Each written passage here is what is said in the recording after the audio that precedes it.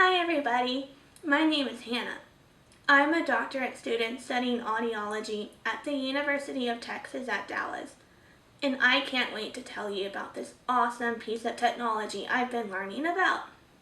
Hearing aids are tiny, tiny computers that take sounds in the environment and make it louder so people with hearing difficulties can hear better. In today's module, I'm going to share what I know about hearing aids. While I've been talking to you, I bet you didn't realize I have a hearing aid on. This is what the hearing aid looks like on, and this is what the hearing aid looks like off.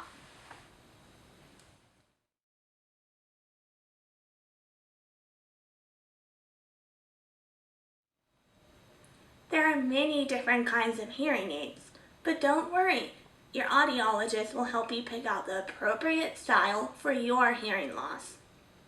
Now we're going to talk about a few parts of the hearing aid. Here are some hearing aids.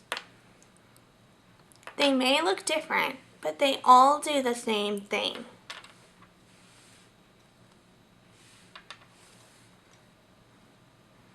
Hearing aids have microphones that work together to pick up sound. After the sound has been processed, sound comes out of this tiny speaker called a receiver, and that sound will then reach your eardrum. This soft plastic piece is called a dome, which is the part that holds the hearing aid securely in your ear canal. The battery door is right here. In order to turn the hearing aid on, I will put the battery in and close the battery door.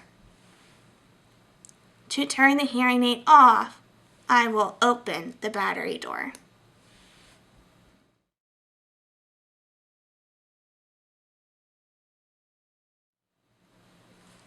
This particular hearing aid uses battery size 312, and this is what the battery package looks like. To put a new battery in, I'll take the battery out and take the tab off to let it air out. Batteries can be identified by their unique number and color. This particular battery package is size 312 and the color is brown. This battery package does not fit for this hearing aid, but it may fit yours.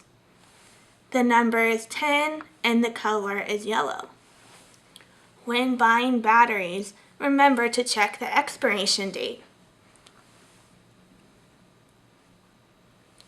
Batteries are available at Walgreens, Costco, or even online. Batteries should last around 5 to 7 days.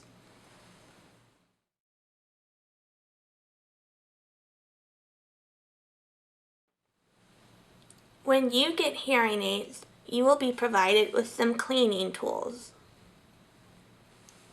This brush right here is used to clean the microphone.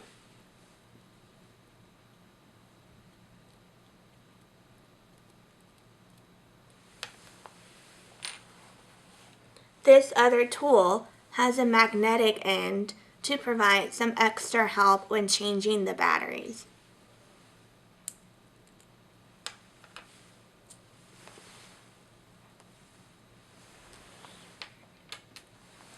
This particular style of hearing aids has wax guards to protect the speaker. To change the wax guards, first I need to remove the dome.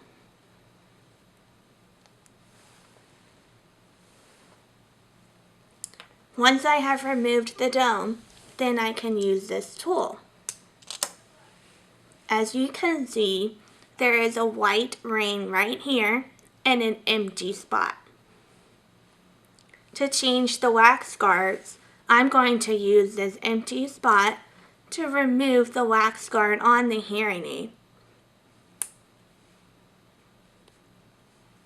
Then I will use the clean one to insert and twist, and the clean one is on the hearing aid.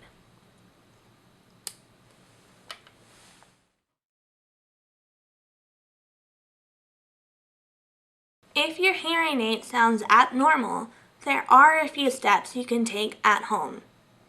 If you think it has been exposed to any moisture, first make sure to put it in the dry aid kit overnight.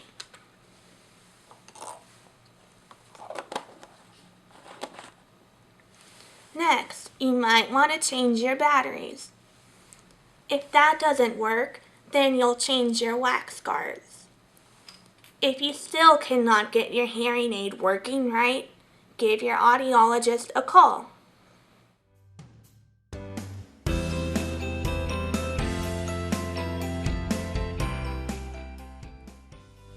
One last thing. It's very important for you to wear your hearing aids all the time. This allows your brain to relearn how to hear.